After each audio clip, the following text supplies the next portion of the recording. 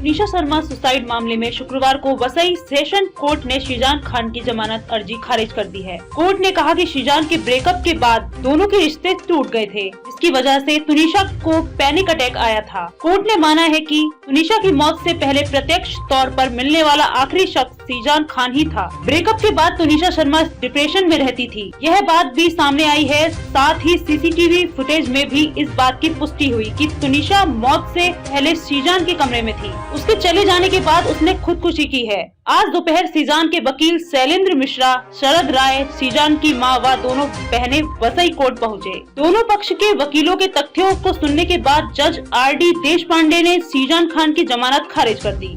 शुक्रवार को ही शीजान खान की 14 दिनों की न्यायिक हिरासत खत्म हो चुकी है। कोर्ट ने उसकी 14 दिन की न्यायिक हिरासत बढ़ा दी है।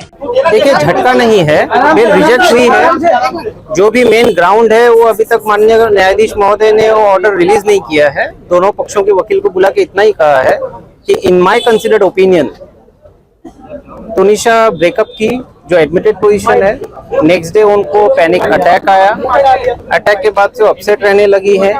अपसेट रहने के बाद जिस दिन ये इंसिडेंट हुआ है उस दिन शीजान के साथ में वो लास्ट में सीसीटीवी फुटेज में दिखी गई है, जिस वजह से इन माय कंसिडर्ड ओपिनियन अभी के लिए मैं बेल रिजेक्ट कर रहा हूँ। केस प्रभावित हो सकता है, बहुत महत्वपूर्ण बात कही जज ने कि केस प्रभावित हो सकता है। किस वजह से कुछ तथ्य होंगे, कुछ ऐसी बातें होंगी जो शीजान को लेकर सवाल खड़े किए जा रहे हैं। देखिए, केस प्रभावित किसी भी एंगल से होने वाली है नहीं, क्योंकि जो तथ्य हमने आर्गुमेंट में रखे थे अभी उसमें से क्या कंसीडर हुआ है क्या कंसीडर नहीं हुआ है उसकी तो मुझे जानकारी है नहीं। जब हमारे पास सर्टिफाइड कॉपी ऑर्डर आएगी तब हमें उसकी जानकारी मिलेगी।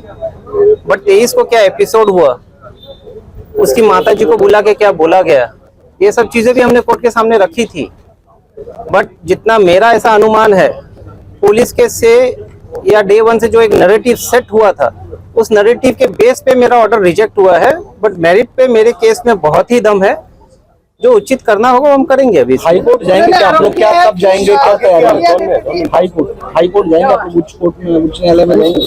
बिल्कुल जाएंगे, बिल्कुल जाएंगे। किस तरह की उम्मीद है हाई कोर्ट से? देखिए, उम्मीद तो मुझे यहीं पे थी, लेकिन यहाँ पे अगर वो बेल रिजेक्ट भी हुआ है, हाईकोर्ट के सामने सभी तथ्यों को रखते हैं। उल्टा अभी हाईकोर्ट के सामने जब हम तथ्यों को रखेंगे तो जो लास्ट कॉल उनकी माताजी के साथ में हुआ है, जो मैंने टिंडर वाला एक मुद्दा उठाया था, ये सभी पक्षों को जब रखूंगा, प्लस एक नया है कि तुनिशा का लैपटॉप आज तक रिकवर हुआ नहीं है, तो जब ये सारे तथ्य हम हाईकोर्ट में रखेंगे, उचित निर्णय न्यायाधीश महोदय लेंगे। हाईकोर्ट का खारिज किया शीजान की, सबसे पहले क्या प्रतिक्रिया है? देखिए, अभी तक हमने आधी लड़ाई जीती, आधी लड़ाई आज हमने जीत ली है।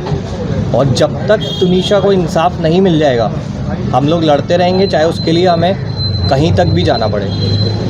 कोर्ट ने कुछ बातों का संज्ञान लिया है, जिसमें ये भी है कि आखिरी वक्त जो तुनिशा थी वो शीजान के साथ थी। सीसीटीवी कैमरे में ये बात नज़र आई है। 15 दिसंबर को जब उसका ब्रेकअप हुआ उसके बाद वो पैनिक अटैक आया। कोर्ट ने इस बात का संज्ञान लिया है, इस पर क्या कहेंगे? देखिए, इन्वेस्टिगेशन एजेंसी ने वो जो कोर्ट को रिपोर्ट दी है उसके बारे में मैं डिटेल में कुछ नहीं बताना चाहूँगा।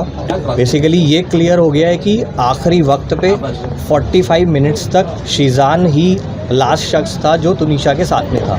अच्छा, अली करके किरदार का भी इसमें नाम सामने आया है, उसके बारे में क्या कहते हैं?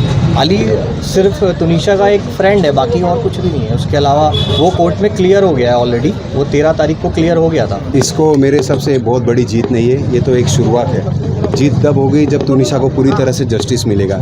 मेरे हिसाब से ये बड़ी जीत उस हिसाब से ज़रूर है कि एक बेल रिजेक्ट हुई है, पर इसके बाद हाई कोर्ट है, सुप्रीम कोर्ट है, बहुत सारे कोर्ट है जहाँ तक ये बेल जाएगी और जहाँ तक हम इसको अपोज करेंगे।